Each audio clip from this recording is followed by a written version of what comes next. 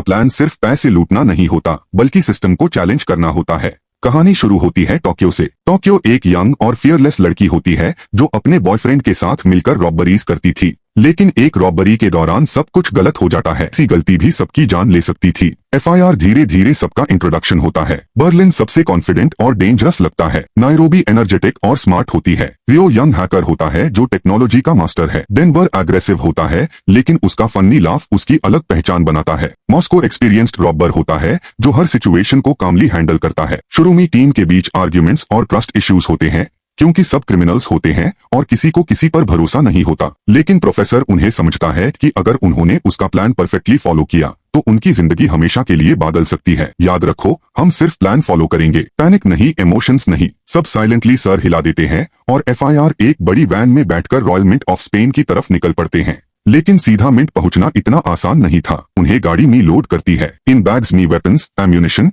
Communication devices, mask और robbery के लिए जरूरी दूसरा सामान होता है। सब कुछ इतने सिस्टमैटिकली अरेंज किया गया होता है जैसे आर्मी ऑपरेशन चल रहा हो। क्योंकि आज का दिन रैंडमली चूज नहीं किया गया था। प्रोफेसर ने स्पेसिफिकली वही दिन सिलेक्ट किया था जब एक school group royal mint visit करने वाला था। हर कुछ टाइम बाद स्कूल स्टूडेंट्स को रॉयल मिंट और उसके म्यूजियम सेक्शन का एजुकेशनल टूर करवाया जाता था। बच्चे वहां करेंसी प्रिंटिंग और स्पेन की हिस्ट्री के बारे में देखने आते थे। कोशिश मत करना वरना प्रॉब्लम हो जाएगी। अब फाइनली सारे हॉस्टेजेस एक ही जगह खड़े होते हैं। बढ़ता है और पूरा कंट्रोल अपने हाथ में ले लेता है उसका। लेकिन तभी बर्लिन की नजर उस पर पड़ जाती है। बर्लिन बिना कुछ बोले सीधे उसके सामने आकर खड़ा हो जाता है। उसकी खामोश आंखों में ऐसा डर था कि उस आदमी की सांसें तक रुक जाती हैं। फिर बर्लिन बेहद शांत लेकिन खतरनाक आवाज में कहता है, जितना कहा गया है उतना ही करो। उस पर दूसरी तरफ लुटेरे अपनी योजना का एक और अहम चरण पूरा कर चुके होते हैं। वे सभी बंधकों के मोबाइल फोन इकट्ठा करके एक अलग कमरे में रख देते हैं। प्रोफेसर नहीं चाहता था कि अंदर मौजूद कोई भी व्यक्ति पुलिस तक सही जानकारी पहुंचा सके। उसकी योजना इतनी सटीक थी और तभी बाहर से पुलिस सायरनों की तेज आवाज पूरे इलाके में गूंजने लगती है। लेकिन सबसे चौंकाने वाली बात यह थी कि था जो उसके प्लान के लिए जरूरी था,